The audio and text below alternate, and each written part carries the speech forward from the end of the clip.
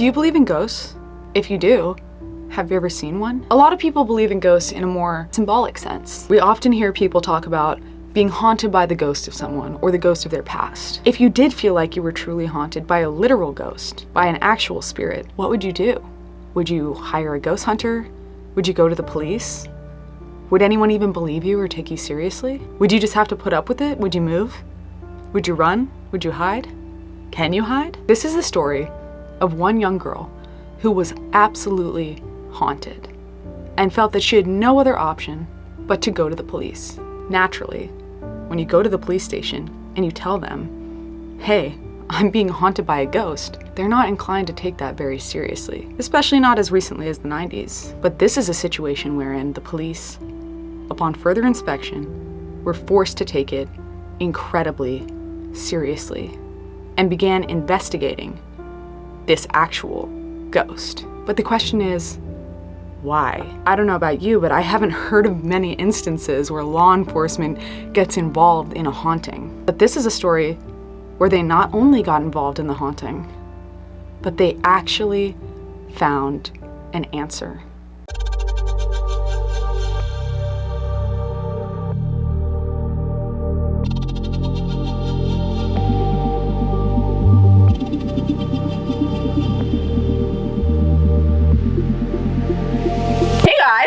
Today, we're doing a little bit of a different Spooky Saturday. I know I've been gone for like a month. Sorry, I was on vacation. I needed to take a break. But today, I have my best friend Merritt, who's gonna be present for this Spooky Saturday. She doesn't know the story either, so you're all listening along at the same time. So she's gonna have organic reactions, potentially ask some clarifying questions. I think it's gonna be a good time. Well, it's not gonna be that good of a time because it's a very dark subject, you know, but I think it'll be a good Spooky Saturday. Yeah. I get scared easily. You do. You're so very I'm a little empathetic. nervous. You're very empathetic, so you're gonna be like, no. Some of my questions might be stupid questions. Not true. Some of them might be due to auditory processing issues. Very true. That's okay. We're okay with that. Sometimes it's important 30 seconds after you say something to repeat it. Yeah, sometimes where it's like, wait a second. That was just like a lot of info. Yeah. Yeah. Exactly. Today we're gonna be covering the Hello Kitty killings, which you don't know anything about. It's like the Satanism? No, it's not Satanic Panic. Oh, okay. But it did have a huge cultural impact on Hong Kong. Hong Kong? Yeah, it had a huge cultural impact in Hong Kong. Like these murders? Mm-hmm. Okay. And because it's in Hong Kong instead of Greater China, that affects the litigation surrounding this case a lot. Oh, yeah. It has its own independent functional court system. Foreign Yeah. cases are always interesting because A, they have different litigation than what a Western audience is used to hearing. So sometimes people will hear it and be like, oh, I didn't expect that to be the outcome. Yeah, that's a really good point. I wouldn't have thought about that. Yeah.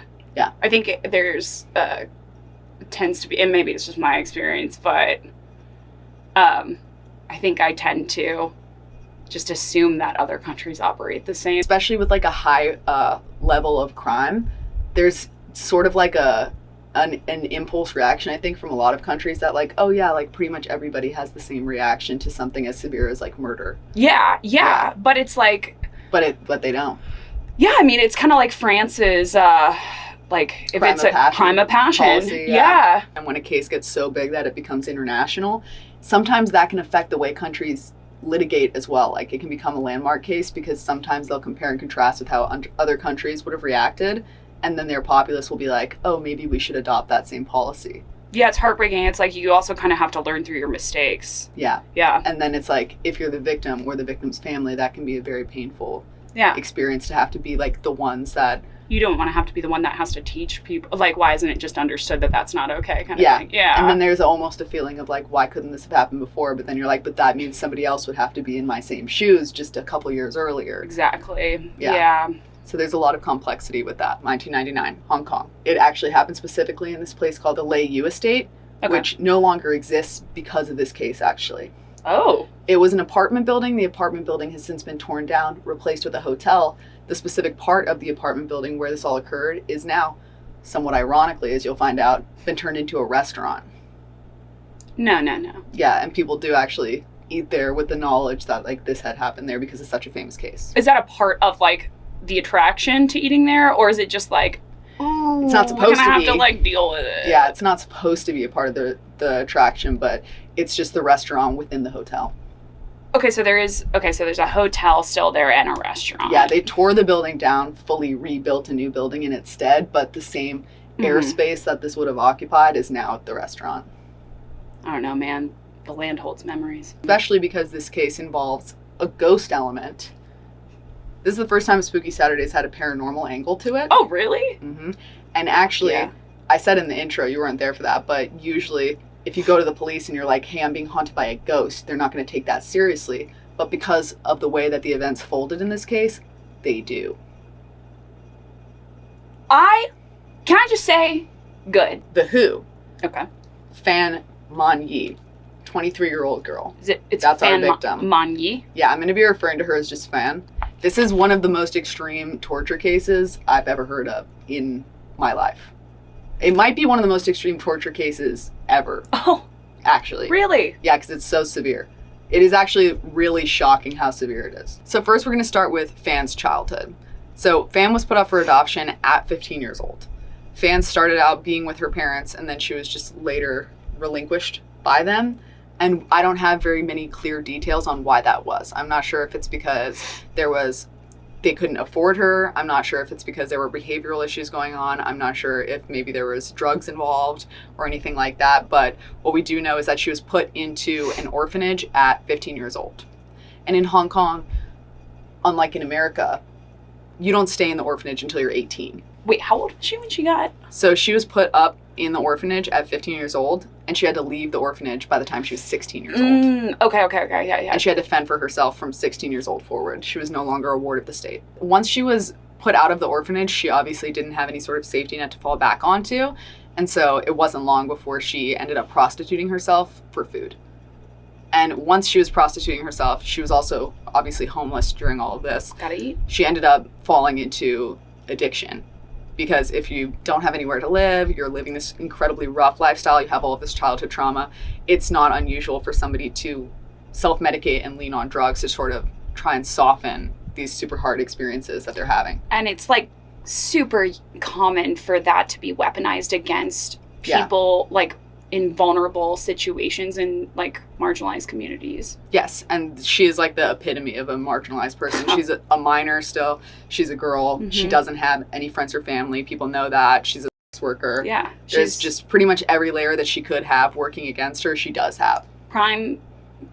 Yes. So after prostituting herself for a while, before she's 18, she's still a teenager, she ends up switching over to becoming a dancer at a karaoke bar. So it's a karaoke bar that also has. And while she was working at this karaoke bar, she ended up having this one client that she became really familiar with. Okay. And he got her even deeper into drugs because he was an addict as well, and he was also selling drugs. There it is. Mm-hmm. So she ended up marrying him, and they promptly had 2 kids. And through all of this, she's still struggling with addiction. He's struggling with addiction. She has 2 young sons, pretty much back to back. Okay. And he's mistreating her in this relationship. A lot of that has to do with the drugs. You can't be the best partner and father that you need to be if you're constantly on drugs. And it's unclear how much of it is just like his natural disposition. So I don't want to go in too hard on him just because we really don't have a lot of context to who he is. And he was already on drugs by the time they met. So though it is clear that he was taking advantage of her vulnerable position, it's hard to know what his baseline is. But like, was he though? Or like, was this actually a love match in which like, cause I think it's also totally possible for vulnerable people to like cycle themselves down, you know, and spiral downward together. Exactly. So it's hard to know, like, were he clean? Would he still be mistreating her as a partner? Is this just a result of the drugs? Was he taking advantage of her? If he was Did clean, they just would have he have drugs even in common? ended up in that karaoke bar? Would she have been in the karaoke bar? Would they have met under any other circumstances? I mean, c'est la vie, you know what I mean? Yeah, it's hard to know. That's There's a lot of variables. Life. Yeah, so they got married in 1996. So 3 years before this case took place. Okay. Can I ask a quick question? Would there have been any benefit to him marrying her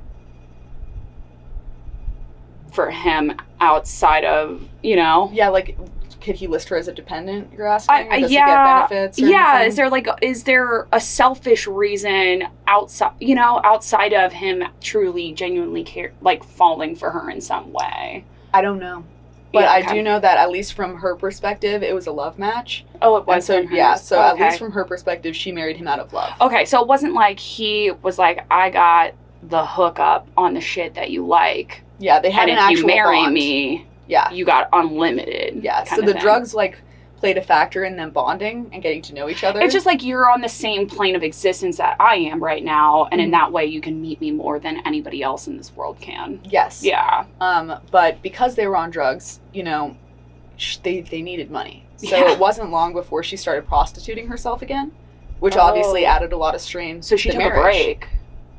Yeah, she took a break and went from prostitution to stripping. So she was still a sex worker, but she was Mhm. operating in a different tier of sex work. Interesting. Okay. Mhm. But because they now have 2 children and they Mhm. also both have a drug addiction, there's a lot of extra expenses. Yep. And so in order to make up for all of those extra expenses, she ended up prostituting herself again, which caused a lot of tension in their relationship. Because on the one hand, he recognized that he needed her to do that because there was no other way for them to get that money, and he's also addicted to drugs.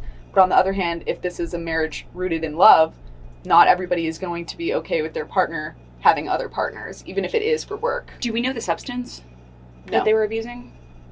Or substances?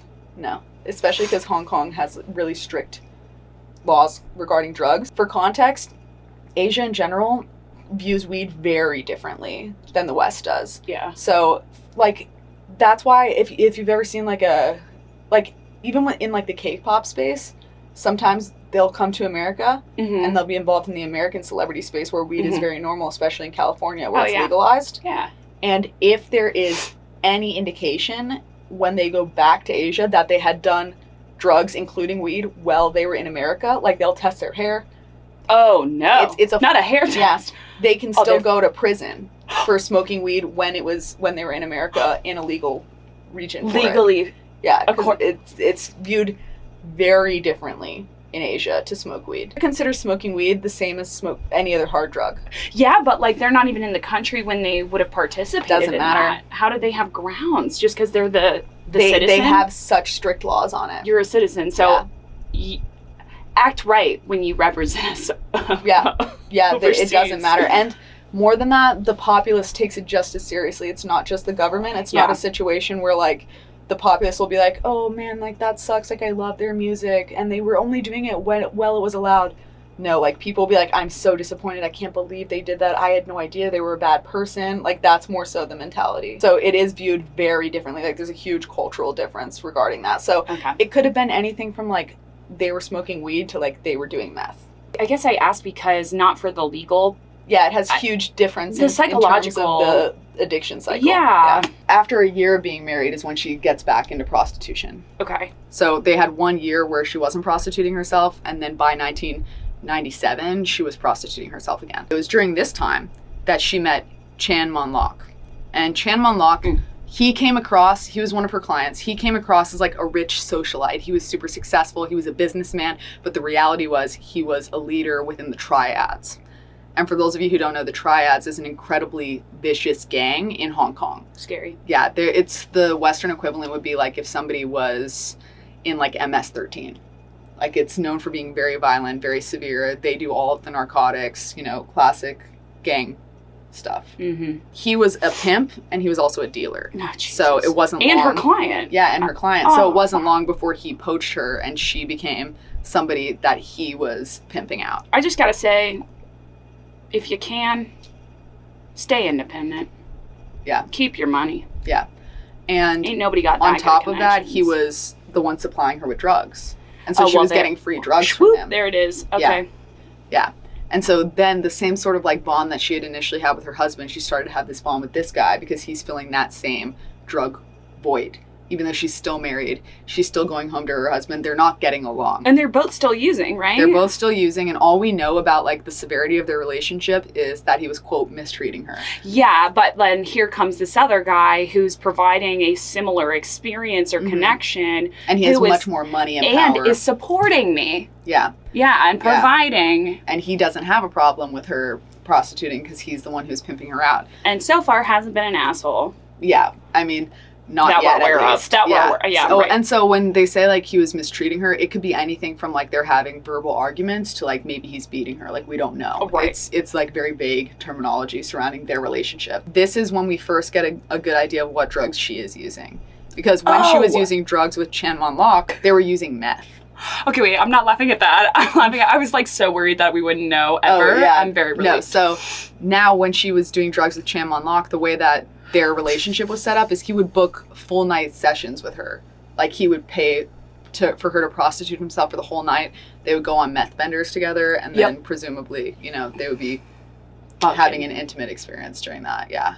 Eloquently put. So she very quickly became a part of his close posse within the triad. So she's not just hanging out with him, she's hanging out with him and his henchmen and whatever other girls. How did he start integrating her into that group? That's what I want to know. He didn't need to. He's the boss. He just started bringing her around. Okay, so that's, I mean, like, that's how she meets them, is he just starts... She just starts showing up. Okay, it's not like they join the vendors. Yeah. Well, It's some like- of them, a lot of them were doing drugs. Like the triads is a very drug-heavy group. So not only are the triads all doing drugs together, but a lot of them are booking her as well. And then on top of that, they all have like the sort of triad girlfriends who are like surrounding the group. And some of those girls are also being prostituted. And some of those girls are also being pimped out, but others it's much more vague, where it's hard to know, like, were they also being prostituted? Are they just dating these guys? Are they a mob boss? Yeah. What's the situation? So there's like a whole range of what these other girls' function is around this group. Yeah. There are other women around, yes.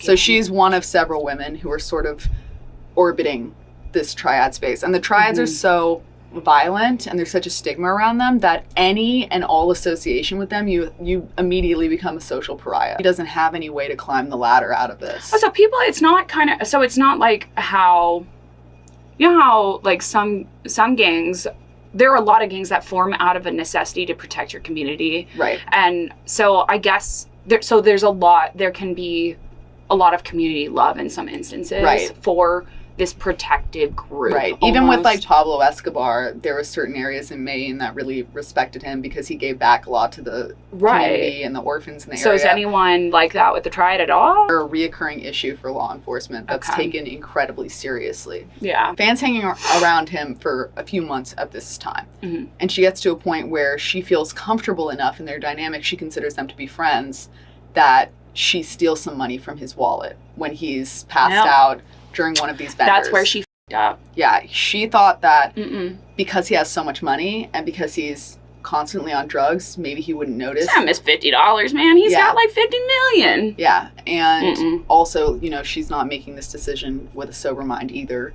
So she wasn't really like thinking long term, what if he finds out? That's right. Yeah. She's not thinking. Yeah. And during all of this, like, her husband is getting increasingly frustrated. Her kids are getting frustrated because she's very in and out. She would disappear for like days, sometimes up to a week at a time. So they've gotten used to her being really inconsistent. It's not a situation where if she doesn't come home, they're like, something's happened. Yeah. You know? It's marginalized communities. Yeah. He found out that she had stolen from his wallet. And he told her that she could work it off, but he also added $10,000 of interest immediately to what she had stolen. So she's like, this is going to take me a really long time to work off. She didn't say she was unwilling to do it. She said she would do it, but when he said he was going to add all that interest, she was like, okay, like, I'm fine with that. I can do that, but just don't expect it to happen overnight. Like, it's going to take me a long time. Like, I don't charge people that much. Wait, you said she stole the money to buy drugs, right? We don't know what she stole. We don't know. So presumably it could have been anything from like to feed her kids or to fuel her addiction. We don't know. Which is like, well, the only thing with that is like he was the one providing her the drug she's addicted to. Yeah. So it's like, so we don't know. What would money make a difference in that situation with him? You know?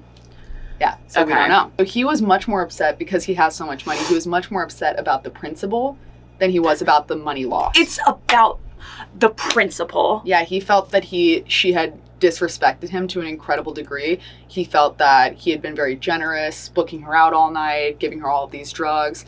So in his mind, he feels like... And he'd been treating her well, supposedly, up until this point, right? I mean... Well for him, you know? I mean, we don't really know what's going on. Yeah.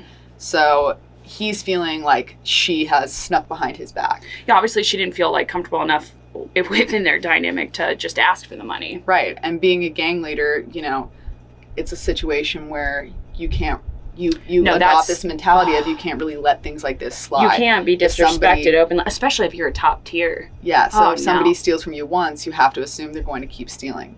Yeah. So Yeah. he has 2 of his men kidnap her and tie her up and take her to an apartment that he was using for other girls that he was prostituting out. This is my worst nightmare. And love hotels are really popular in like Japan. This is obviously like Hong Kong, but there's some cultural crossover. Uh-huh. And so the way in which this apartment is set up is it's themed. So it's all Hello Kitty themed. And it's all custom. So like every cabinet has Hello Kitty on it. Like there's a Hello Kitty bathtub. Like all the sheets are Hello Kitty. It's full of Hello Kitty plushies. Because Hello Kitty is the most popular like icon in Hong Kong, especially in the 90s. So it's... That's her town in the show. Yeah. Yeah. Yeah. So it was Hello Kitty everything. And it's never made clear why that is. I think it's just because Hello Kitty is a cultural phenomenon, and because they had so many different themed rooms for prostitution-based businesses, that this is just like one of those rooms. It just happened to be a Hello Kitty room. It's not that he had a specific fixation on Hello Kitty or something. You know what? Headcanon? He loves Hello Kitty. Maybe. After a while, she actually did pay off everything that she owed plus interest, but it didn't matter. He was still so upset by the principle of it that he kept moving the goalpost. And he kept making the interest higher and higher and higher until it eventually hit a point where if she had prostituted herself every moment of every day for the rest of her life and was charging an incredibly high amount, she would never be able to pay this off. And she knew that, and he knew that. And that was openly discussed. And so she knew that there was nothing that she could do to get out of this situation. And this whole time, she hasn't left this Hello Kitty room while all this is happening. She's a prisoner in this room. Oh, and you know the square footage on that thing is probably like... Yeah. And there's different, like, triad henchmen guarding it at all times. She's unable to leave. Her husband, her kids, they just assume she's run off and she's probably never going to come back. So no one is looking for her. It's not looking good for that. Yeah, so. no one is looking for her. They're assuming she's just on like a drug bender. Yeah, they don't know she got kidnapped. This is actually my worst nightmare. Yeah, it's really, really, a really sad situation. She knows that she's never going to be able to pay this off. The triads know she's never going to be able to pay this off. And so they just start taking out all of their aggression on her. Anytime anything goes wrong with the triads, she is the reason why. And they started using her literally as a human punching bag. Like to the point where they're like stringing her up by her hands from the ceiling and punching her. And while all of this is happening, she's still being prostituted. So she's all beaten and bruised, and she still has clients coming in. And a lot of, in between all of those sessions, the triads are also, air quote, because of YouTube, utilizing her services for free. So they're R-wording her in between all of these sessions. Well, yeah, that's not shocking, but like all the fact that it really truly boggles my mind when like how low people stoop.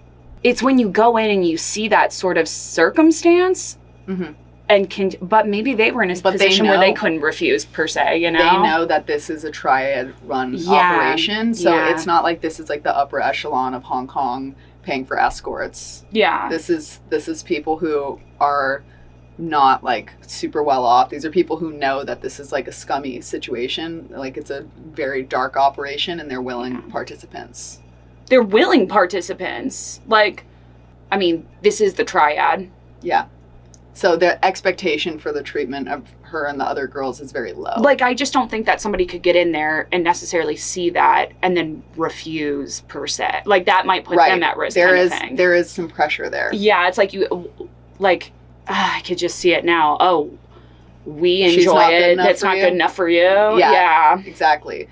So she's still being prostituted out. She's being assaulted in between all these sessions, and they're still beating her mercilessly. How is she surviving this? Because I can't imagine it gets to such a crazy point that it's actually shocking she lived this long. It's incredible what the human body can endure, truly. She's also like on hard drugs throughout this entire thing, which is helping. That's what I was going to say. That probably was. Okay. So she is like somewhat sedated while all this is happening, partly because they don't want her to try and escape. There's 3 men who are like stationed to watch her, and they're consistently torturing her every day, all Why day. are they just prioritizing this woman like this, you know? They've just decided, like, this is a situation where they've just sort of sadistically decided that, like, she's the scapegoat like, for how'd you all be of there, their like, feelings. golden finch? Oh, okay. All right. It's the feelings, and we don't know how to express those. Yeah, so they, and, like, also, like, this is fun for them. So this level of aggression is normalized for them. Yeah. At this point, where they don't think that, they not only don't think they're doing anything wrong, they don't care. It's systemic. Yeah. It's, like, so ingrained. Yeah, there's like a group think component to all of it. Oh, yeah. Yeah, where they're like, it's fine, we're all doing it. Yeah. If everyone could get away with this, they would. Like, there's that kind of mentality surrounding it. This is where our other girl comes in. So her name that's been released to the public, which is, again, probably like a pseudonym, is Ah Fang. So I'm just going to be calling her Ah. I kind of like that. Yeah. I know. I'm probably going to switch up my opinion on her 20 times, but... You definitely will. So Ah Fang is 15 years old. And she is, air quote, dating the leader of the triads. Yeah. Okay. And he's a full-fledged adult. So there's definitely, like, an element here of severe grooming. Like, I was waiting for that. She didn't start out dating him. She started out dating somebody who was a little bit more age appropriate within the triads. And then he poached her. Yep. So she was notably groomed by this guy. She was sort of a peripheral figure amongst the triads from a very young age. And he took a special interest in her right away and spent a lot of time grooming her so that she could be his girlfriend. So by the time she's 15, she's notably his girlfriend. Like, she's publicly considered his girlfriend. Whoever he, like, poached her from the triads, they're, like, a lower rank. It's not like they can be like, what are they going to say? What are you going to do? Step up. You okay. You can't do anything. Yeah. So, like, her ex-boyfriend is, like, consistently around while all this is happening. That's and he's one he's one of the guys who's, like, in the apartment torturing this girl. Oh my God, he apparently has a lot of feelings. Yeah, so they're bringing Ah in this apartment while they're torturing this girl, and she thinks it's funny. So it's not long before she starts... I hate Ah. Yeah, it's not long before she starts She's recommending things for them to do to this girl. Nope, that's how you call it. I'm calling it on Ah. She's canceled now for me. She's done. So I don't know that she can reclaim that. So Ah, she starts recommending things that are incredibly sadistic to a point where later she can't even bring herself to list out all of the things purely because it's so many things that she can't remember all of them. Okay, I feel like I need more background on Ah. Yeah, we don't know that much about her because they concealed her identity throughout this process.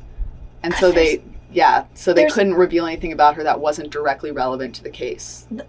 Because now we're kind of talking about pack mentality, like, and the structure dynamic, the power dynamic within that. Yeah, is it a fawn response? Is it a fawn response? Is she just trying to impress her boyfriend? Is she actually just a really sadistic person? How extreme does a fawn response constitute? You know what I don't know that. That's kind of the question of this case. Oh, wow. You know? Oh, wow. Is how much of this is a trauma response and how much of this does it qualify as just that? You? You know? Yeah. Can it? And we don't know, like, if she had a family. We don't know if she's also an orphan. There is suspicion that she was also being prostituted, but we don't know for sure.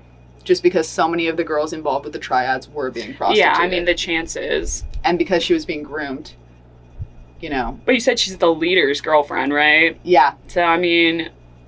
It's hard to know, like, it's kind of confusing care about it's like, prostituting you'd think her if these are their main squeezes, like, you wouldn't think they'd want to share, you know? Right, but the respect for women is so low also. So, like, and it's not like he killed her ex-boyfriend, you know? So how much of possessiveness is there really is the thing. That's a good point, yeah. You know? The way that we're introduced to her is that she's a sadist.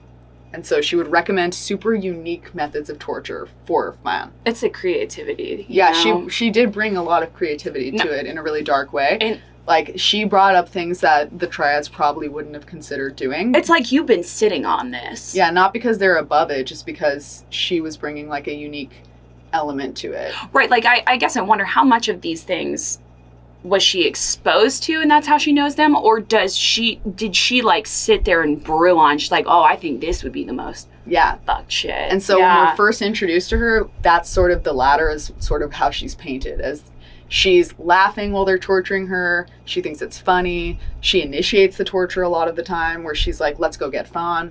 You know, I have an idea for her today. Things like that. Now, wait, okay, is she on record saying that she did all these things? She's on record saying that. So she admits all this about herself. Okay. Okay. So this is just what she's willing to say, which also is like, is this an iceberg? Or is she being completely honest? Like, is this just what she feels like she has to say and she can get away with everything else? Or is she being fully honest? We don't know. Or, yeah, I also think that people, like, memories and, like, depictions of stories and elements can be, when you have trauma involved, severe, like, CPSD trauma, like... it can warp your reality, and they're all on drugs. Exactly. They're also all on drugs. So how much of this is just it true? She's not even remembering? Like, is she the one that said it, or was it one of them other guys, you know? And she just, for whatever reason, in this state, like, thought it was, you know what, or is gaslit into believing she came up with these ideas, like, oh, good one, fine, you know. It's hard to know. I do have a list of everything that she admitted. So this is I'm gonna have to like literally read from the paper because it's so long. Literally. So these are things that she attests to recommending and telling them to do. So she would have them tie her up, beat her, R-word her, smash furniture over her, hit her with pipes, stab her with utensils, tie her up while she's standing and use her as a punching bag, kick her in the head 50 plus times in one day. She had gotten pregnant at one point, and they still continued to do all of this. They would rub spices into her wounds, and the spices that they would usually do is like a chili spice. No! So it was like burn like spices. A chili paste or something. Yeah, like chili paste. No. They would burn her with wax. They would burn her with plastic over her legs to stop her from running away. Oh my, how much? Do you know? They would take like plastic wrap, utensils, really any plastic that they could, and they would just melt it over her legs. Like household plastics. We're not talking like a giant sheet of plastic. Could be, I don't know. Oh God, I hope not. Yeah. They made her drink urine, and they used her mouth as a toilet. Okay. Oh my God, no. So what's worse than this is there is like a real psychological component to all of this, because while they're doing all of these things, they would force her to smile and say thank you, and that she enjoyed it. And they would burn plastic straws and then poke her with them. So similar to like a cigarette burn. They would stab her in the feet. They would beat her with sticks. They dumped oyster and chili sauces into all of her wounds and her face. If she didn't pretend to be happy, they would beat her more. Oh my God. Yeah, they, like I said, started using her as a toilet with her face and her mouth. And they would make her eat it and say thank you. They wrapped her up in wire. They hung her from the ceiling wrapped in wire and beat her. They stopped giving her any food besides feces and urine and dirt. They kept rubbing salt and spices into her wounds throughout all of this to maximize the pain. And she stopped making money because not even like the most deranged clients were willing to, air quote, use her with the condition that she was in. Yeah. Because she was just so badly hurt. And while all this is happening, Ah Fang would laugh the entire time. And she's quoted saying that full details of her special tortures have never been listed because she admits it's a very long list. Yeah. That's not good enough. No, I know. Terrible. I think it's like also the bathroom into her mouth. Like, it's just like the most horrid. I mean, you just have to pray that, like, or hope that at a certain point, like, she's just out of it. I'm so sorry. It's okay. I cry a lot during Spooky Saturday. That. It's literally the most traumatic thing I've ever heard of in my life. That's also why this case is so infamous. Oh my God. Because it's like a real metric for like the horrors of humanity. It's such like a terrible situation. It's unthinkable. I thought we were just gonna have a ha he fun time, like ooh, little true crime, little gal pal. No, some terrible bonding, like women just maybe bonding over learned lessons maybe together. Maybe a trauma bond. I'm feeling that now. Yeah. Okay. There was one night where they all decided that they wanted to go out and get drinks, so they tied her up with wire and they threw her on the bathroom floor, and they locked her in the bathroom. And so they went out to go get drinks. They pretty much forgot about her. And they didn't check on the apartment for a few days. And so she was locked in that bathroom, tied up for days. After a month of the torture escalating after Oz involvement, because the torture had been going on for a while, but it really escalated when they started getting into like the feces stuff, the spices, all these other things. It hit like a turning point where it just got so much more severe really, really fast. Like it escalated in an extreme sense very quickly. Okay. So during the escalation period, that was about a month long. How soon after she stopped being profitable? She stopped being profitable probably after like a few days, just because it was so severe, and especially with like the burns on her legs. So like how long has this been going on for then at this point? It's been going on for a few months at least, because they knew she was pregnant. Yeah, oh, that's right. Okay. Yeah. Well, I mean... And it's not like they were doing pregnancy tests, so it would have to get to a point where they're like, oh, she's pregnant. Yeah, because also with all the trauma, I'm sure it's like... And she's also bleeding a lot, so they can't tell what is it's like indistinguishable. menstrual. Yeah. They like, it's not like they're paying close attention to her or caring about her state. I'm actually so shocked because like the nutritional deficiency she's under, well, unless it was early on when it happened, when conception happened or something. Yeah, it's hard to know. Yeah. It's really hard to know. So they never reveal like at what stage she was at. And they don't know if like the father was like one of the clients or if it was one of the triads, because it just never got to that point. Right. Well, yeah. After like a month of it being like super extreme, she finally died in 1999. Well, genuinely, I hope rest in peace. Like, yeah. Well, we'll get into her post-death because she's not done, is the thing. She said, oh, I'm not going in peace. Yeah. Okay, respect. Oh, that's right, because we got the paranormal. There's a paranormal component. So, okay, vindication. After going out and like drinking and clubbing, the gang returns after a few days and they find that she's dead in the bathroom. And they left her in the bathroom with drugs also. So this is where the line gets really blurry, and this affects litigation later, because due to the severity of her wounds, like experts couldn't even determine whether or not she had OD'd, died of lack of water, or died by just succumbing to her wounds. That's like how severe her state was, that they actually couldn't determine. They like could not autopsy. Yeah, they could not determine a cause of death. Well, where did authorities find her? I imagine we're going to get to that. We will get to that. So I'll just hold myself. A few days later, they return to the apartment. They don't check on her right away because they don't care about her. And eventually has to go to the bathroom. There's only one bathroom in this apartment. So she goes to use Fan as a bathroom because they were still doing that, and she was participating in that as well. And when she goes into the bathroom, she finds her dead on the floor. She goes and alerts everybody to the fact that Fan has died. And it's also unclear if they were trying to kill her, which is another element of this case. That seems stupid, but because they were all on drugs, it's very blurry whether or not they were doing things that could like obviously result in her dying and just didn't care. Or if they were trying to slowly kill her. That's the vibe I'm getting, is I just don't know that there was an... Why would you do that? It makes it unclear, is this manslaughter? Did she OD? Or is it an intended murder? I'm going...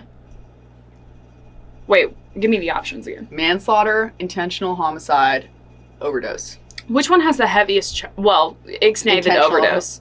Obviously homicide. I'm going homicide, although I don't think they cared, and I think there is, at least within, I don't have any background in law, but like, I think, isn't there, like, in American court system, there is a way, there's got to be a case, I think, in which, like, neglect is an intentional homicide. Yeah. Right. So in Hong Kong, from what I can tell from this case, they don't have a rule like that. What are you guys doing over there? At 1999. In 1999. Well, this is coming back to that full circle onto the point of like, if rules don't exist until they do. Right. Like we probably didn't have that There's a manslaughter to intentional homicide via neglect rule until something there was a happened. case that justifies it. Yeah. Right. Upon finding out that she had died, the gang didn't know what to do with her body. And so in lieu of making an executive decision, they decided to go out to the arcade. And they just left her there. Yeah. Were they think they're going to get some inspiration from the arcade? I think they just didn't really care that much. Yeah, right. That is tracking. And they're also still on drugs too. So they're like, we've got time. It didn't matter to them that much. They didn't have a high sense of urgency about it. They knew they had to do something eventually. No one's looking for her, you know? Like, they're not pressed on a timeline. They don't consider her a person, is the thing. So and the rest of the world didn't either for a majority of the last of her days. Or her life. Always, just her whole life. It's like a really tragic story of somebody slipping through the cracks of society. Yeah. They go to the arcade. They come back to the apartment later, and they just go to sleep. So they're sleeping in the Hello Kitty apartment. And in the morning, they wake up, and Chan, the leader, decides that Fan needs to be destroyed. He's in the midst of another drug bender, so he goes on this like whole tirade, this whole spiral about how he considered her to just be like the culmination of everything bad. That's why how he was justifying her treatment to himself, is that she's not worthy of respect, basically. So he's like placing all of his like negative feelings on this just sort of random woman. And he was like, we need to destroy her once and for all. And so they take her body and they put her in a bathtub and they start cutting her down into pieces. Right. Yeah.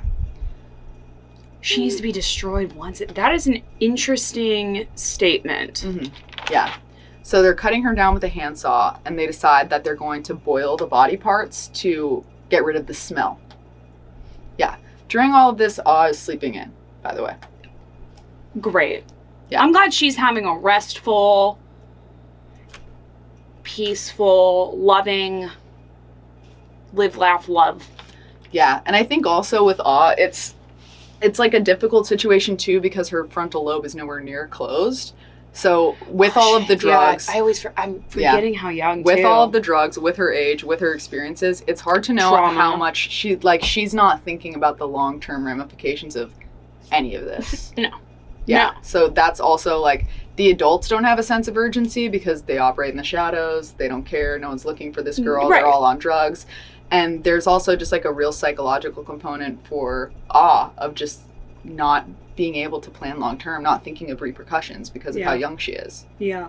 You know? Yeah. And she also feels probably very insulated by this gang of like, she feels like by extension, she has these sort of goons that are just going to take care of it. Yeah. Yeah. Because of her proximity to power within the gang. Yeah. I wonder none of this is really her concern. She's more of an accessory in a sense, like she's just a member of the posse, and again, it's hard to know where she falls because she can't have that much power within the dynamic. Yeah, she doesn't. Yeah, she doesn't. If anything, I would say at most, like if somebody were to be disrespectful to her, maybe Chan would lash out because of the principal again, because she's an accessory to him, but also again, we don't know whether or not she was being prostituted as well, which affects the entire dynamic so much. So the lack of clarity on that makes it so hard to lean one way or another in terms of like how much power and responsibility does she have? Is she a tool within the triads? Is she triad adjacent? Like, where is she at? It's hard to know where she falls in the structure because of that. You know what? And like this brings back, not to like jump backwards a little bit, but like on her coming up with the horrible acts, like there is an element of, well, if I'm not a good enough time to them, what's going to keep me from being the next one? Right, which falls into the fawn response. Yeah. Was she doing that because she's a sadist? Was she doing that because she thinks that'll like give her some power? It'll bring her up in the ranks. It'll give her some respect. Maybe people will fear her. Or like, is her surviving based on how creative and clever and fun these activities or like awful, horrendous like acts on this individual can be? Yeah, you know? Is she trying to like prove herself? She proving her worth to these horrible individuals? Or is she just a horrible individual? Right. Okay, sorry to bring us back there, but I felt like that was hard to know. Like, there's so many directions, and because she's still an anonymous person, you don't get to ask. Oh, that's right. There's not really any closure for her. Anonymous. Yeah. So you don't get any insight of like, oh, well, she was from this privileged family. She was playing gangster for fun. Or like, oh, she was an orphan and she had nowhere else to go. Like, the context affects so much. Yeah. And you just don't know. Like, was she kidnapped and that's how she became this guy's girlfriend and then later became Chan's girlfriend? Or is this something that she was doing out of like a rebellious phase? We don't know. What? Oh. Mm-hmm. We just don't know how she got here. Okay, so she's in the bed. She's chilling. She's sleeping. Frontal lobe wide open. Yeah. They're boiling her parts to they're not boiling smell. her parts so that to limit the smell, because like Is that a thing? It is a thing. So she's been dead for a while, so she's starting to rot. Like, your body starts breaking down immediately. Wait, I'm sorry. Hold up. I need you to... Your brain's the first thing that breaks down. Yeah, but like, okay, and they have been beating her, so they've essentially been tenderizing all that muscle too. Yeah. Chan then wakes up Ah by waving a bag of Fan's uncooked guts in front of her face. Like, wake up. Yeah. And he drops the bag of guts on her, and he instructs her that she needs to boil the guts to get rid of the smell. Aren't you guys already in the middle of this? Yeah, but he wants to get her involved. So he goes and wakes her up, and that's how he chooses to wake her up. He wants that relationship bonding time. Yeah. And she's already proved that she's fine with all of this, And so he thinks it'll be like a good time. Well, right? Or it's just like, it's got to get done. Wake up. Why are you sleeping? Yeah. And during this, Luang is boiling Fawn's head in a pot. Ah goes out with the bag of guts to go boil the bag of guts. And from a distance... How many pots and how many stoves do they have to be doing all this? They have one stove, and they have, like, pretty much every burner on doing this. Right. So it's going to take a while. How is she, if they already have it going? So she's supposed to just go out and help, basically. Okay. So she walks out, and Luang is saying that he's boiling the head. He's like, hey, come look at this. We think that he's her ex-boyfriend, by the way. Luang? Yeah. Okay. So he's like, hey, come look at this. Like, it's so funny. And this is Ah's most humanizing moment, actually. She doesn't want to look at the head because she's scared. So he tells her to just think of it like a horror movie and pretend it's not real. That's the most humanizing moment for... Yeah. But he tells her to come look at it, think of it like a horror movie, pretend it's not real, and then it won't be so scary. So she goes over and she looks at it, and she's like, you know what, you're right. Like, it does kind of look like a prop. Yeah. And it's hard to know if she was being honest or if, again, this is her trying to cool girl her way through this. Right. Because otherwise, like, maybe she'll face some sort of repercussions. What if that's a test? That sounds kind of like a test to me, right? In a way. Because like, she's never... Let's gauge how you're reacting to this right now. From what we know, she's never disposed of a body before. Right. So this is like some stuff pretty much everyone else in the gang's had to do at this point. Yeah. And so this is like a bit of an initiation for her. Right. Where it's sort of like, yeah, you were torturing this girl and you were fine with that, but like, now are you prepared to play cleanup crew? Right. This process, because presumably it's a normal stove, they only have like 4 burners, it takes upwards of 10 hours. So partway through all of this, everyone's on drugs again. They get hungry. So they want to eat something. So they free up one of the burners and they start cooking noodles. They're using the same wooden spoon for all of the body parts as the noodles. So they're going back and forth from stirring the head to stirring the noodles. And it's hard to know if this was an intentional decision because of like some sort of cannibalistic angle, or if it was purely because they were on drugs and they're not very lucid and they're not thinking about how disgusting that is. Did they confess that they used the same spoon? Yeah, so somebody had to remember it. At the very least, someone was lucid enough to clock that. And it was Ah. So Ah is the one who brings that detail forward later. So she ate those noodles. Yeah, she did. Yeah. So she ate the noodles knowing that. And it's hard to know if like Luang, who was the one stirring the head in the noodles, was like lucid enough to be aware of like that. That's gross. Cross-contamination. That's dangerous on so many levels. Yeah. So it's not clear if they were doing that because like they were reveling in that and they don't care about cannibalism, or if it was just a sort of disgusting oversight.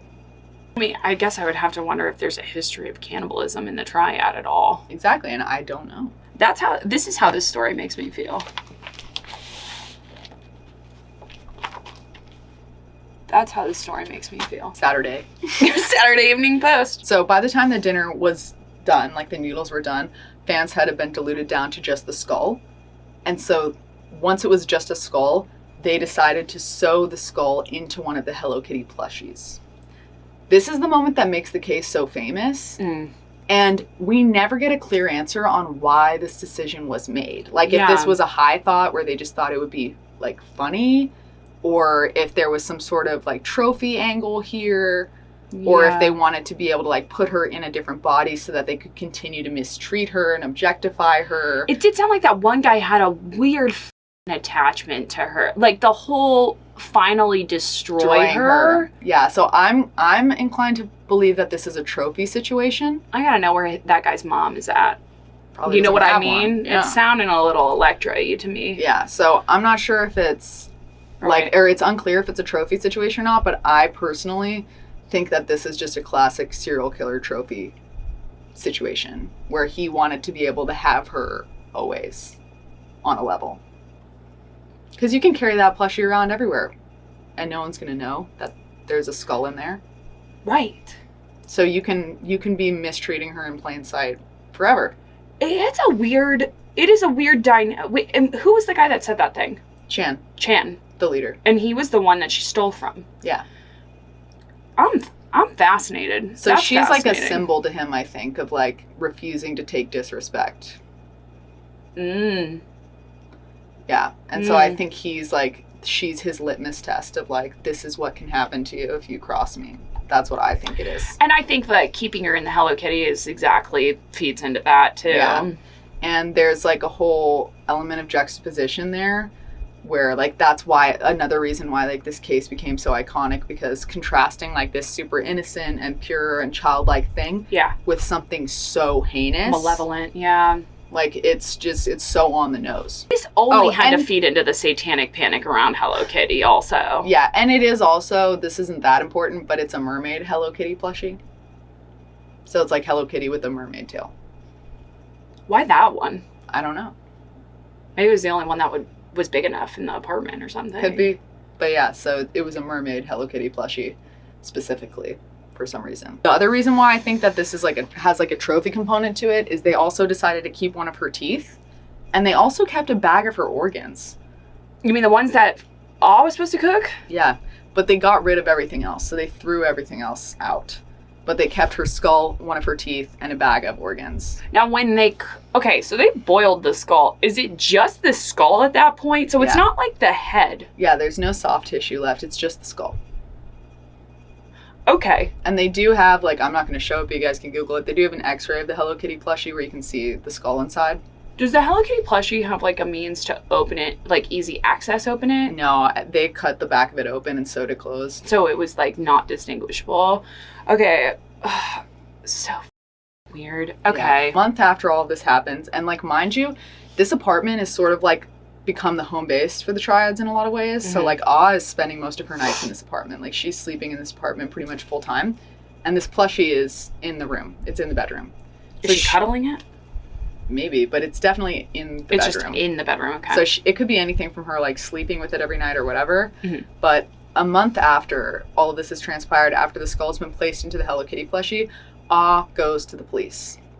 And she's panicked, she's ranting, she's raving in the police station. She's talking about how she's been being haunted and they need to do something. They need to get this ghost to stop terrorizing her. They're not taking it seriously because they think she like could be anything from like on drugs to schizophrenic or just like a loony girl. Right. You know, so they're kind of trying to like wave her out of the police station. They're not taking it very seriously. They're like, okay, and like, why is this ghost haunting you? Like, what does this ghost want from you? Right. And she's like, she won't leave me alone. She's trying to torture me. She's trying to torture me for revenge. She won't leave me alone. And they're like, for revenge for what? And she was like, for revenge for her murder. It's a murdered girl who's haunting me and won't leave me alone. And they're like, and why would she be haunting you? Like, what, she wants you to solve her case? And she's like, well, she's haunting me because I killed her.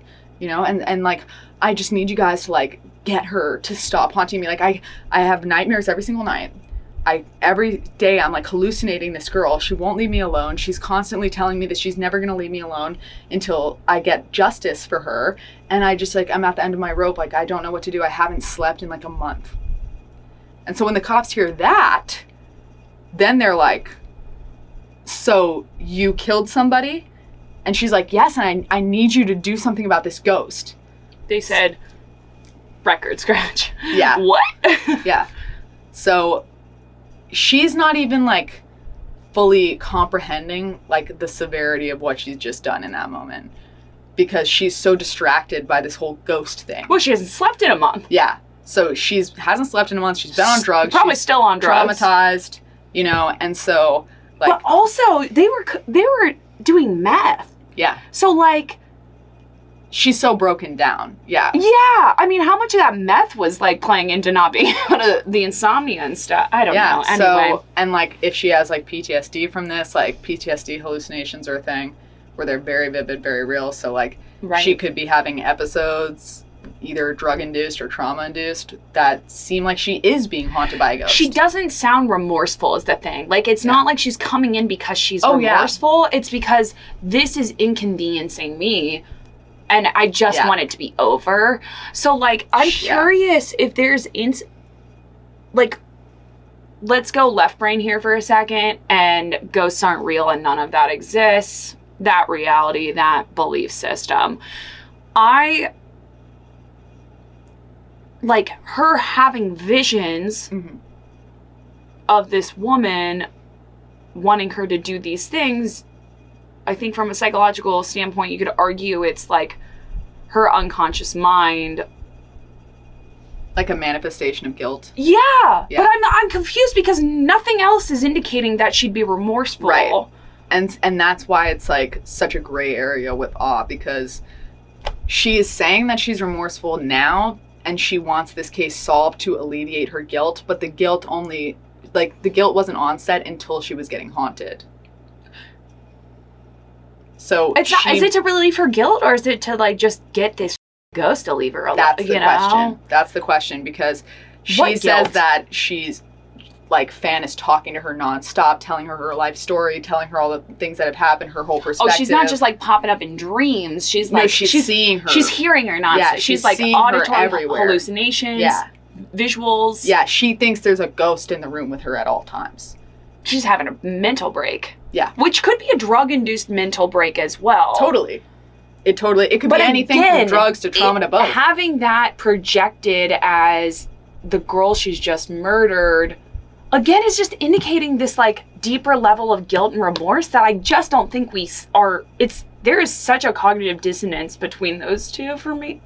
Yeah. It's hard to know if, like, this is her just selfishly being like, I gotta get this ghost off my back, or if, like, this is her brain talking to her, like, and it's a manifestation of, like, her developing empathy.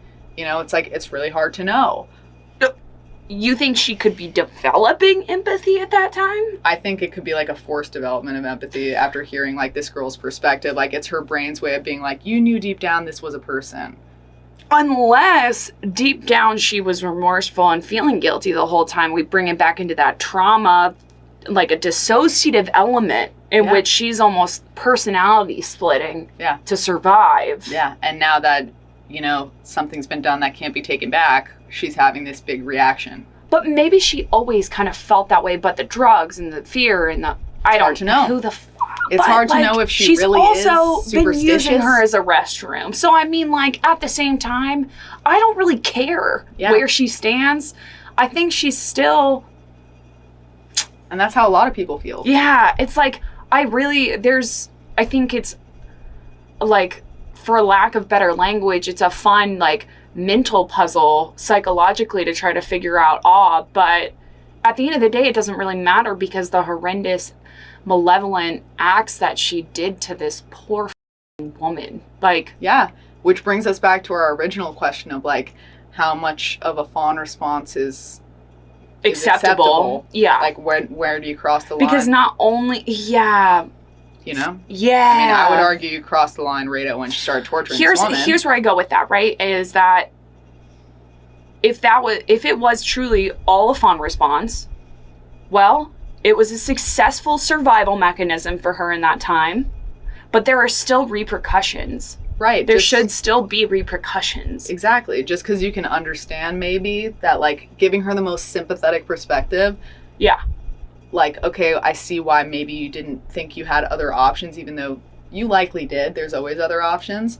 I can see how maybe being drugs. On drugs, being 15, being surrounded by adults who are really dangerous, you're seeing firsthand what could happen to you. Just, like, try to remember what your brain was like at 16. That's what I'm saying. And that's not even meth, like, coded. So even giving her the most sympathetic perspective, just because maybe we can see how she got from A to B, that doesn't mean we excuse it. I just think there's other there's just, I don't... No, it's not. I don't think it's just because it's understandable doesn't mean that it's permissible. Yeah. Exactly. Yeah. The police, even, they perked up and they were like, okay, well, prove that you murdered this woman then. If we're supposed to believe there's actually a ghost, then we have to believe that there's someone who actually died. Goes, here's the skull. Kind of. Jeez. Because she then is like, okay, I'll take you to the apartment. Are the guys still there? She is bold and brass today. She woke up and chose the truth. Yeah. She finally just hit that limit. Just hit that wall. Yeah. So she takes the police to the apartment, and obviously they're shocked by what they find because they, of course, find the plushie. She tells them about it, and they immediately section everything off. Could you imagine thinking I'm sure on the walk over there they're like, this crazy ass person, and then they get in there and they open that plushie and go. Basically said she would spill the beans to the cops in full details in exchange for immunity. And so since she's a minor, this is when they assigned her the fake alias. And also something that they do in Hong Kong, they also do this in Japan, is throughout the whole court process she has a bag on her head, so people don't know who she is at all. So she's fully anonymous. They can hear her voice, and that's pretty much it. They don't change her voice at all? Maybe for TV. I'm not sure because of the language barrier, but what if the tryout is in the court with yeah, they know it's her. They know it's her. So, yeah. So after this, I think they put her in a witness protection type program. Okay. Because of that. But for the rest of the world sort of thing, yeah. Yeah. It's so that since she's so young, she has an opportunity to change her trajectory. Does she? They believe in second chances. I do too, but in that way is the cultural approach. I hope witness protection involved a very heavy amount of therapy. This is when she agrees that she's going to spill all of the beans for immunity, and they assign her false case name, and she gives out as much details as possible because at this point it's she has to just sing like a canary at this point. Yeah. Yeah, what do you you have to. That's the agreement, right? So they're asking her everything about this, and they ask her why did you guys do this to Fan? Why was it so severe? Beyond just killing her, if you just wanted her dead, why wouldn't you just do that? Or beating her. Yeah, you guys were doing such crazy psychological and physical torture. Yeah. Yeah, and obviously too. Right. And so she says, and I quote, I have a feeling it was for fun. I'm sorry, one more time? For the people in the back. I have a feeling. I have a feeling. It was for fun. It was for fun. What do you mean you have a feeling? Yeah. That's the direct translation is I have a feeling it was for fun.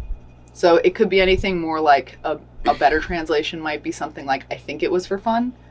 But she doesn't say it was for fun, period. She has a little bit of a... Which is interesting. Yeah. I don't know if did she do that to save ass or Yeah, it's hard to know. CYA on that? Yeah. Or was it because she's in this drug-induced state and she genuinely doesn't remember why it ended up going this way? So it's hard to know if this is just a 15-year-old trying to do a soft pass. Oh, shiza. Or Yeah. if she really is just I was just doing what they wanted to do. I don't really know the motivation. I was just going along with it. It's hard to know. Yeah. She didn't spare a single detail. She says that this was not just for immunity, but to try and stop the hauntings and to alleviate her guilt. So she thought that if she spilled all of the beans, in addition to it just saving her ass, that maybe the ghost would go away. Would leave her alone. Yeah. Did it work? Apparently. Interesting. Yeah. That's interesting. The case immediately went super viral just because of the connection with Hello Kitty and the contrast. Yeah. Yeah. So it just became this huge discussion, this massive case. Okay. Of public opinion and everything else. And Hello Kitty is a huge source of pride for Hong Kong too, because of the amount of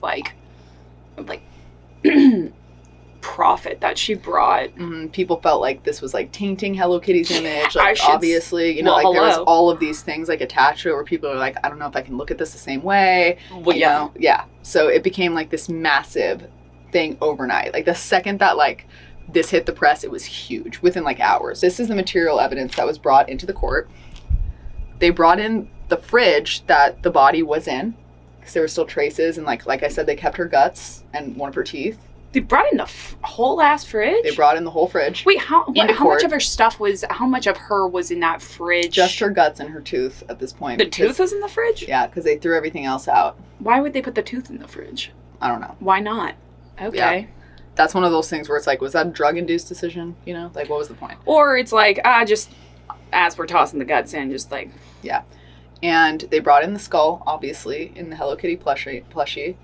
And they also brought in all the pots and pans that were used to cook her body down. The spoon. Yeah.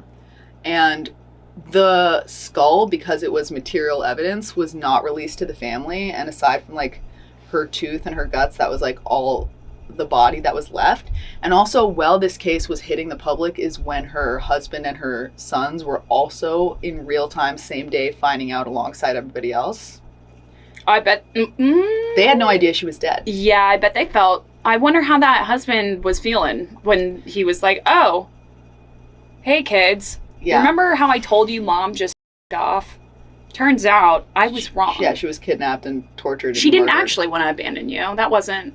Yeah, so there was a lot of goal. guilt from the family as well because of that. Yeah, because they didn't look for her. Yeah. Yeah. Yeah.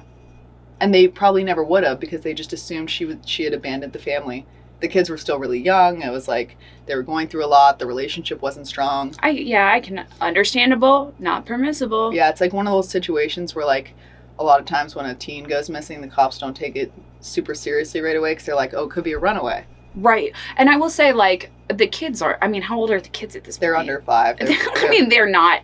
Yeah, they have a tenuous connection. We say the family didn't look for her, aka her husband didn't look for her. Because that's the only person she had. Her parents aren't in the picture. Yeah. She doesn't have siblings that she's and I aware assume of. He was still an addict. Yeah. Yeah.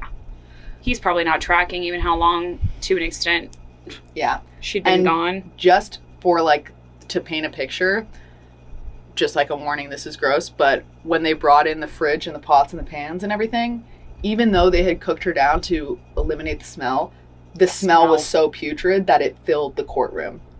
And a lot of people had to leave. I would imagine it'd just be like projectile exorcism level, just like pocket, like this person, all around. It was like so putrid because also post-mortem it had been already like over a month. Yeah, and it's not, and the fridge isn't plugged in, like the heat because they have to in bring there. it in. Yeah. So fridges are insulated. Yeah, so it was disgusting. So a psychiatrist came in as like an expert on the stand. He said that the 3 men involved showed no signs of remorse.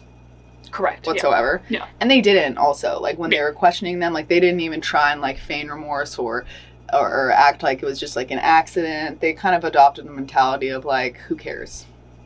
We're the triad. Yeah, like who cares but also who cares about her? Yeah, like what does she matter? Yeah. Yeah. Which she does matter. People matter. But she matters. She always mattered. Yeah. Always. She's a person. She's a person who is going through stuff, but that doesn't make her less just because she's flawed deserving. Doesn't make her... We're all flawed. Yeah, exactly. You know, and who knows, like... Hello, have you read the first? What her trajectory would have been had she had, like, a better upbringing. had people cared for her, been there for her. Right. You know? Or maybe if there was a stronger system in place for caring for underprivileged youth. Yeah, and also, aside from stealing that guy's wallet, there's no indication of her being, like, a bad person. Exactly. Like, there's nothing anyone can really point to be like, okay, but... Right. You know? Like, she did... What crimes did she commit? And, like, from her perspective, right? Like... her ending up in that situation was it all led back to, like, she ended up there because she took on additional work in order to provide for her children. Now, granted, it was a flawed reality in the sense that, like, she was still choosing drugs. Yeah, trying to make the best of a bad situation. She was trying to have her cake and eat it too, right? But she wasn't just going, forget the kids.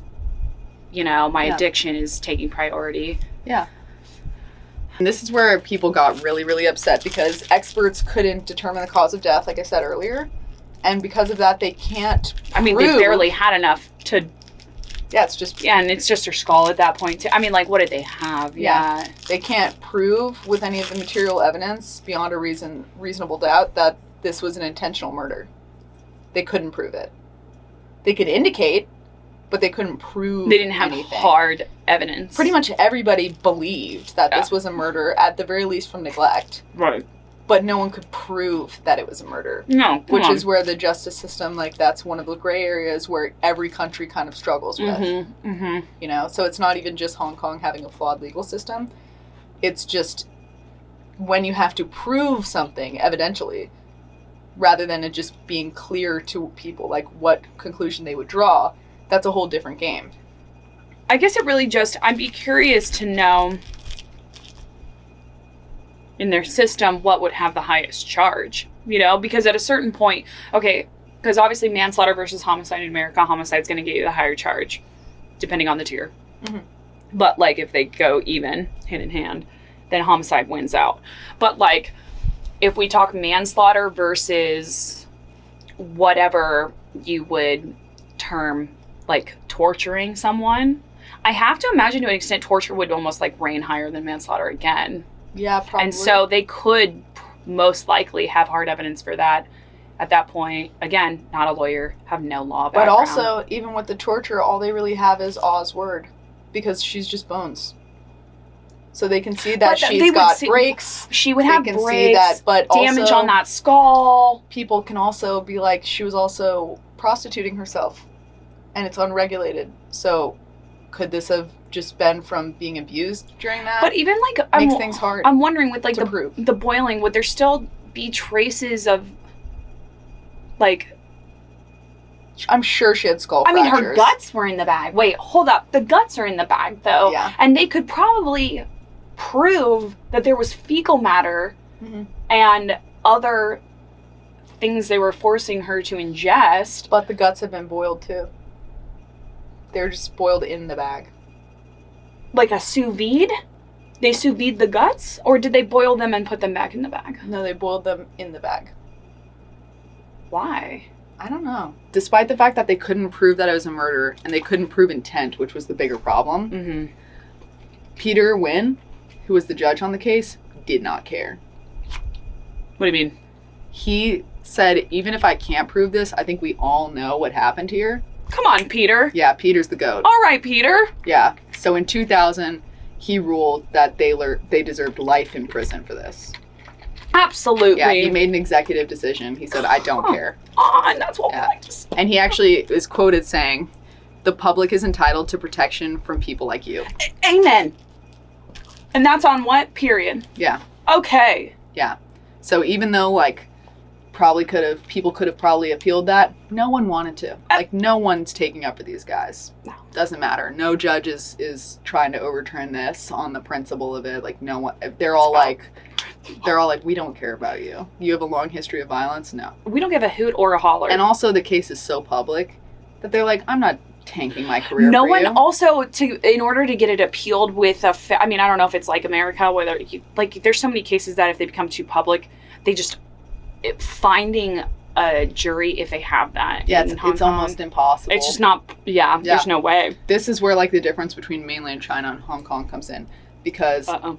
mainland China, were this case to be tried there, and this was like a big topic of conversation, these men would have been executed within the day.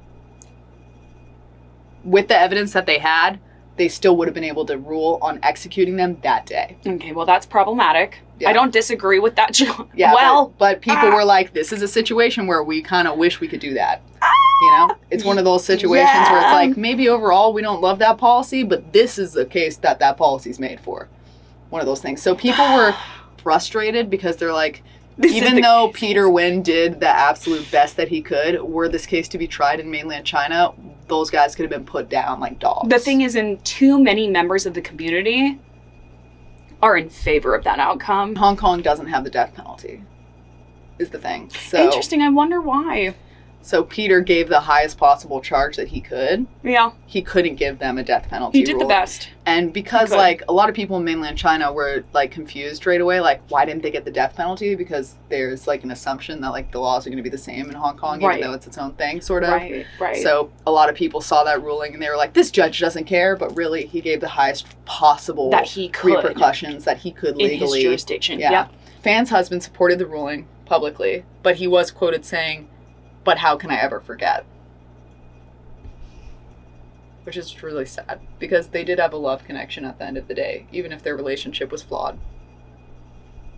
Yeah. You know? People come into your life, and, like, they change. That's the mother of his children. Mm-hmm. Like, even if they were in a toxic relationship of some kind, like, people come in and they affect you. Yeah. You know? And also, had she not been kidnapped, who knows if they could have, like, gotten into counseling, turned this around, Right. gotten And clean. nothing is black and white. Very few things, I should say, are black and white in this life or in this world. And, like, I think... Yeah, and he's got to grapple with the guilt forever of, like, not having looked for her. Not looking. And also, you have to imagine, like, he was Not probably just the feeling guilt, but betrayed. the anger and the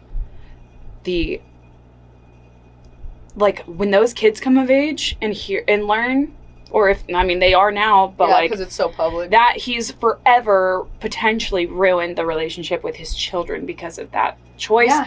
But, like, at the time, I'm sure there's also that element of, like, if I'm in his shoes, I'm also sitting there going, like, this isn't the first time she's gone missing for days on end or hasn't come home. You know, I didn't want her to do this. She's choosing this. Like, we could find another way to work it out. You know, who knows? But, like, because we hear about this in America with runaway cases too. Mm-hmm. And it's just, like, that element of, like, she is an adult.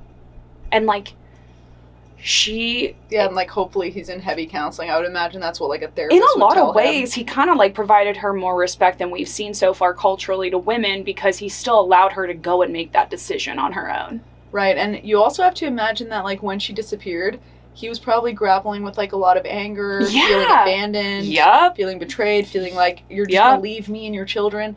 And then there's the guilt of, like, oh my god, and I thought so bad of her. Yeah, and, like, the survivor's guilt of that alone. Yeah.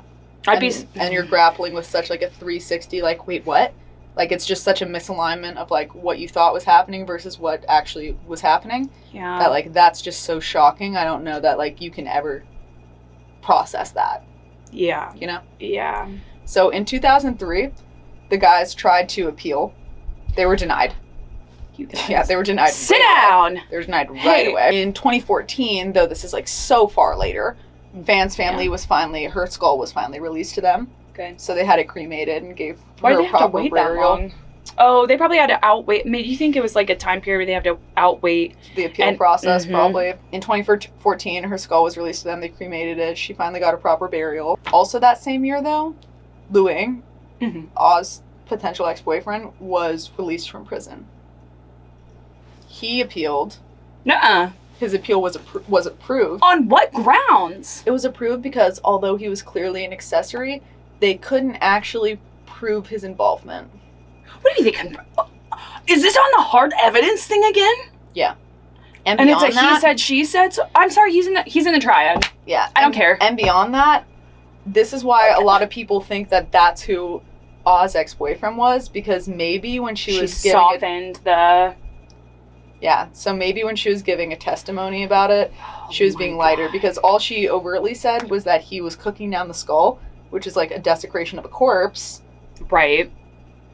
But that's the only thing they had on him. So he served some time. Well, he didn't confess anything? None of them. Oh, they all held firm on... Yeah, they were all like... What'd they say? They were all like, we don't care about this, we don't have anything to do with it. What do you mean you don't have it? What? Yeah, they're bold and brash about it. He was released on insufficient evidence because of that. Because all they have is Oz's word on that one instance against him. So how long was did he serve? So he was sentenced in 2000, so he served 14 years. Not enough. Yeah, and then he was released. However, he recently was arrested once again, and he's serving 12 months in prison because he groped a 10-year-old girl. Oh. He was working in a restaurant. He worked a bunch of odd jobs. He was working in a restaurant. He groped a 10-year-old girl in front of her parents. And so they pressed charges, obviously, and he was arrested. Are you dumb or stupid? But, like the maximum that they could give him for a public groping like that was just 12 months. Public groping. Yeah. Poor baby. Yeah. One sort of, like, sad, sweet thing about all of this is that every year the citizens of Hong Kong celebrate Fawn's birthday. Stop it. I love that so much. Yeah, they do like memorials for her all over the city. They have candlelight vigils for her. Stop, I just got chills. And they've been doing it since 1999.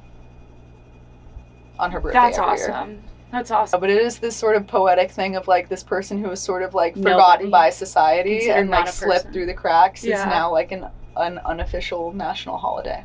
I love that. I don't love how we got there, but I do. I value that the citizens of Hong Kong Have that respect for her. retroactively. Yeah. Yeah. Yeah. And people like Wow. speak to her spirit and stuff and like wish the best for her and hope that she's like finally at peace, especially now that like when her skull was like buried and like Yeah. cremated, then they felt like maybe her spirit finally has Could rest, closure yeah. and like she got the justice that she wanted and she's Mhm. gotten the recognition for what happened to her, and that's pretty much all we have on it. And the rest of them are still in prison? The rest of them are still in prison, and the life sentence in Hong Kong is not an actual life sentence, just like how it is in America. Yeah. So by the time that they get out, they'll be old, but they will probably be able to get out. I wouldn't be surprised if they find like legal loopholes to bar that, or maybe someone will. Is there jailbird justice in Hong Kong? I was gonna say like maybe somebody will take it into their own hands before the release happens, because it's such a famous case, and because it is this sort of unofficial national holiday. Right. You gotta hope like it had such a movement with the people. Yeah. That maybe jailbird justice can win out. But I Yeah. feel like we would have heard that announced at least, right? If that happened. Yeah, if it happened. So I feel like a lot of times with stuff like this, it happens like very close to the release date, Mm-hmm. you know? Mm-hmm. And it would probably just be somebody who's serving a life sentence who like was arrested when they were older, and so they're never really gonna get out. Wait, you're saying the action of jailbird justice happens like close to release date statistically? Yeah.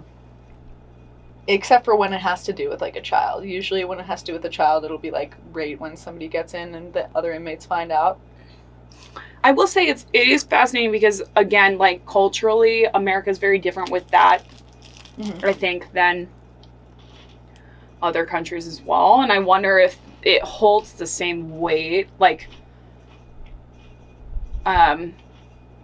in Hong Kong that it does here, it's specifically around the ex-boyfriend, Mhm. you know, because there's got to be I'm glad that I'm sorry to that 10-year-old girl. Yeah. It's just like, ah. I know. And their faces are not anonymous. Like, people do know what they look like. Those are their actual names. Yeah. They're social pariahs. It's like, it took him a really long time to even get that restaurant job. So it was like surprising that he even got that job. And then obviously, like, he hasn't turned over a new leaf. No, you know? I should say not. Yeah. Which also, that just like feeds more into like the narrative of like, if it is Oz ex-boyfriend, that like he also probably likely groomed her from like an even younger age Yeah, before she was groomed. Because she was by really Chin. young. Yeah. Yeah. Yeah. Yeah. And we don't know where she is. Like, nobody. Sometimes with cases like this, even though it's supposed to be anonymous, It'll the get identity will leaked. get revealed. Yeah. After the case was over, she was released into foster care, so she became like a ward of the state, and nobody knows anything Wouldn't she have been else. 16 by that point? I guess Because we not. were 15 in 99 with her, right? I don't know. We She might just need ended to- up. Maybe it's like a special foster care system for ex-cons or something. Well, or, you like, said she went into criminals. witness protection. Yeah. Well, because they like, I think they gave her to a specific foster family. Like, she wasn't in like an orphanage. Kind of smart. They could like, part of the witness protection is to lower her age and make her younger than her natural born age. Yeah, that could be it. That could work. Or maybe they made her older, but it's still like under the limit. Oh my It's god, hard to I know don't know. because they changed details. I wonder how much that family that they couldn't tell that family where she was from. I would assume probably. it's a foster care family that like specializes in things like this, like a reform family. Yeah, but even still, that'd be super high risk to place her and then tell them who she was. I would think It might be a case where it's like government employees who also do foster care. You know, like maybe it's like agents who deal with children like this. Oh gosh. Yeah, but her identity was never leaked. That is a Which is kind of shocking. miracle. Because even with, like, severe bullying cases, the identities often end up getting leaked. Yeah. And so... And those are minors. Yeah, so that's what makes me think, like, this foster family probably was, like a witness protection kind of situation, because...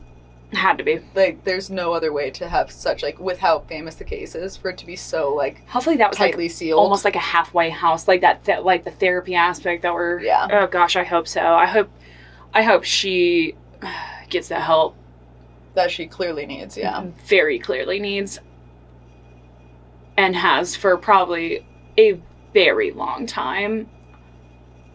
Yeah, she could be dead. We wouldn't know. Do we have a little epilogue on what happened to Fawn's boys? No.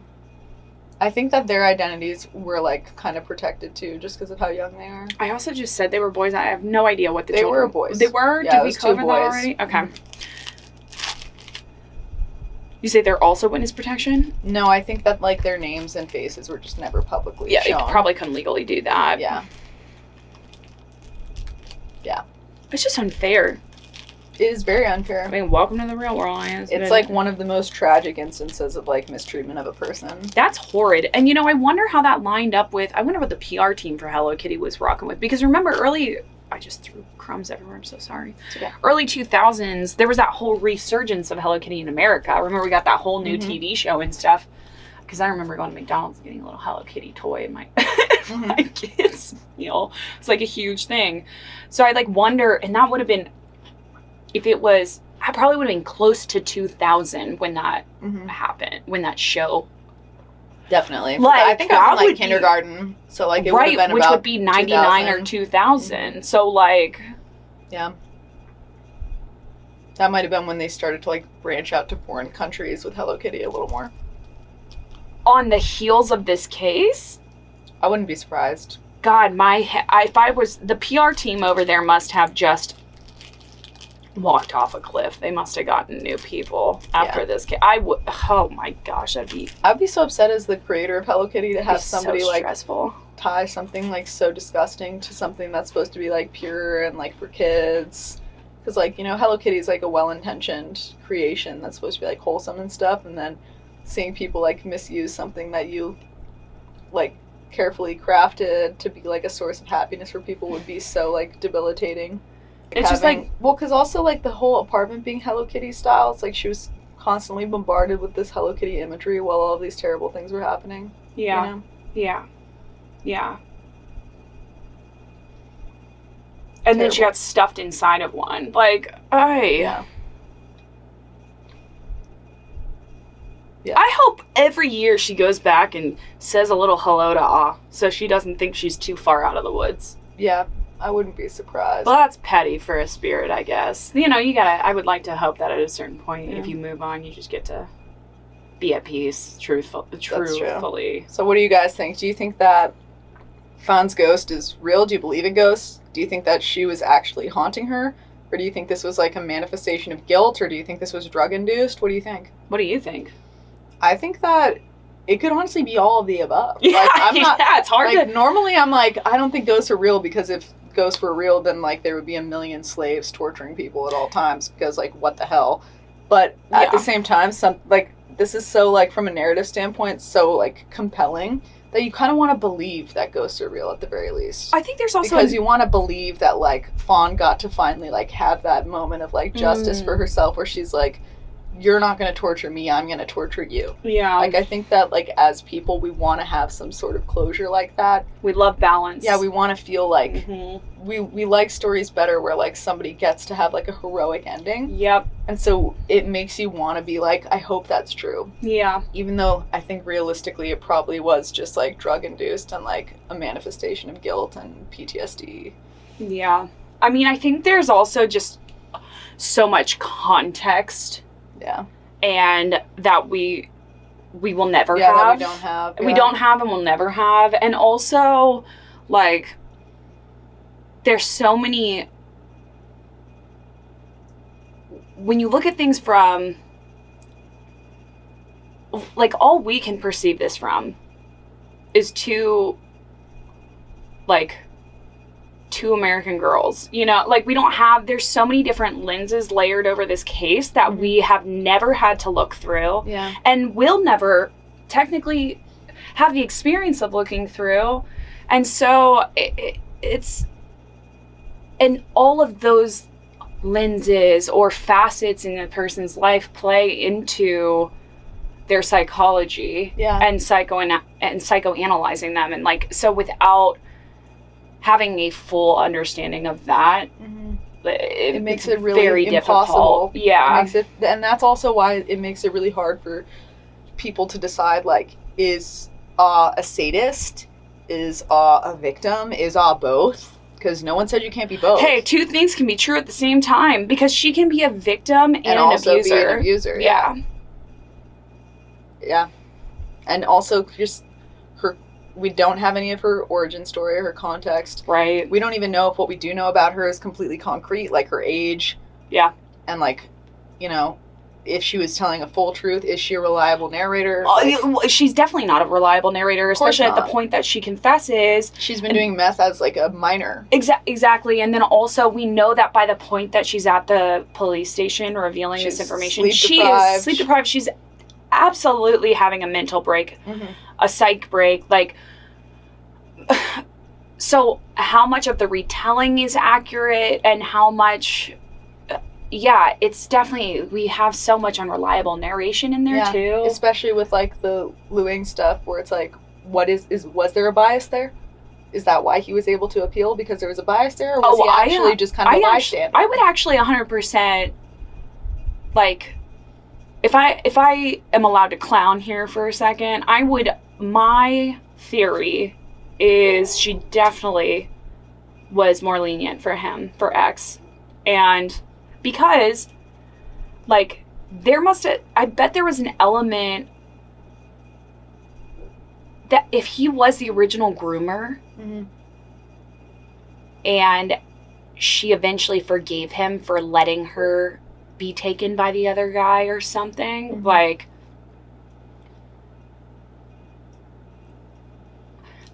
that's the original wound. Yeah.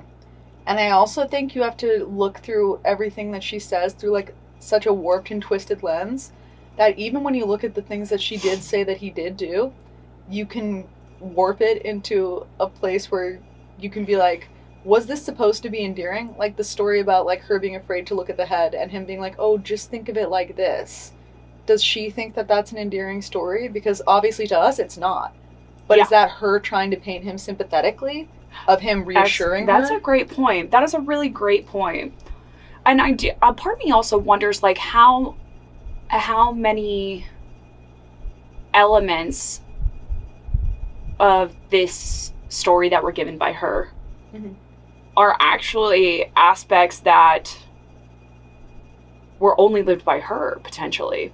Or were they lived by both? Or were they just happening to, like, our victim? So, which, it's not to say that she didn't suffer, like, unmeasurable things, but, like, there is that line that gets blurred when people break. Yeah. You know? And, yeah, it just, we just have no way of knowing. Well, the contrast with how she paints, like, Luing versus Chan, also, like, telling the story of him waking her up with the guts, contrasted against her being like... Good foil. Yeah, foil catch. Luing being like, don't be scared. Yeah. That's a pretty intense contrast. Technically, that's the most human thing. That's what I'm saying. That was her most human moment. No. I know you say that that's her most human moment. But it's also that's his most human moment. I would say, hands down, that's the most human moment out of the group in this entire situation. Exactly. So if you contrast those things against each other, they could be completely rooted in reality, and maybe that's just a personality difference amongst the two guys. Or it could just be her having a more sympathetic portrayal versus her having a less sympathetic portrayal. Right. We also don't know that ever actually happened, right? Exactly. Like, we don't know that he ever said those words to her. And the guys aren't confirming or denying any of this because they're not trying to, aid in their own guilt. Yep. So we only have one perspective. We only have literally only one side of this story. Yeah, that involves 5+ people. Yeah. I mean, I'm surprised after their conviction, like, those guys didn't sing at all. Like, after the appeal gets... It's that gang mentality. Yeah, good. Yeah, true. You know? Mm-hmm. Good call out. Yeah. All right, thank you guys. If you watched the end, I appreciate it. If you liked this, maybe consider liking it. You don't have to. And if you're not subscribed, then consider subscribing. I just hit 10,000 subscribers. I'm very excited about it. So thank you guys. Congrats. Thank you. And I'll see you later. Bye.